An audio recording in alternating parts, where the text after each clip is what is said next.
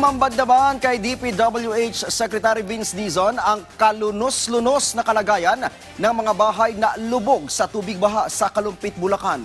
Tiniyak ng kalihim ang agarang pagtatapos ng mga flood control projects na napabayaan.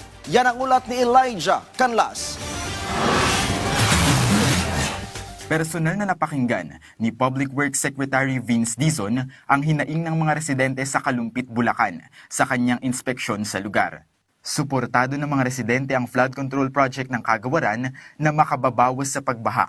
Pero ang tanging hiling nila, magkaroon ng maayos na malilipatan. Humingi na ako kay Secretary Banoy ng 100 unit para dito sa mga tatamaan ng project natin sa Bulusan, sa Quezon, tsaka sa Frances. Kahapon, ginabas na nila yung resolution ng sanggunian para doon sa relocation.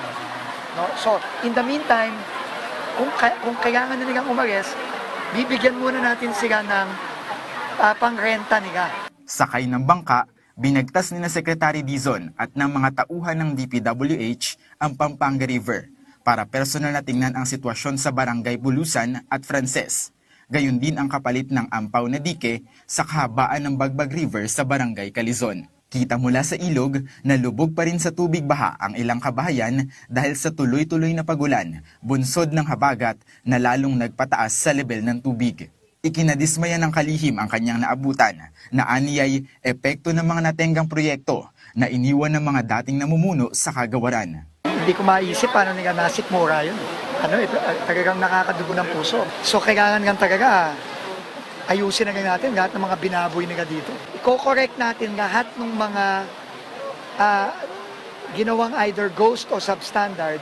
Ayusin natin yon. Inaasahang matatapos ang flood control project para sa 3 barangay sa Marso ng susunod na taon, kasabay ng pagbuo ng permanenteng pabahay para sa mga apektadong residente. Samantala, hindi rin pinalampas ni Dizon na inspeksyonin ang sirasirang kalsada sa daang Maharlika Highway sa Baliwag, Bulacan. Nadiskubre ng kalihim na hinayaang sira ang kalsada dito habang may ibang proyektong pinopondohan kahit na wala namang sira ang daan. So, minodify natin yung proyekto para yung pera gagamitin dun sa sira, hindi gagamitin dun sa ayos. Diba? So, finally, naayos na and humingi na ako ng paumanin kay Mayor, tsaka kay Kong, tsaka sa mga tao dito. Yun ang naging saninong dili nito. So, pero finally, gagawin na natin to ng tama.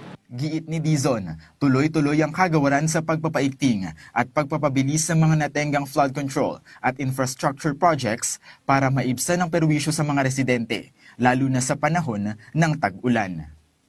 Elijah Canlas para sa Bayan.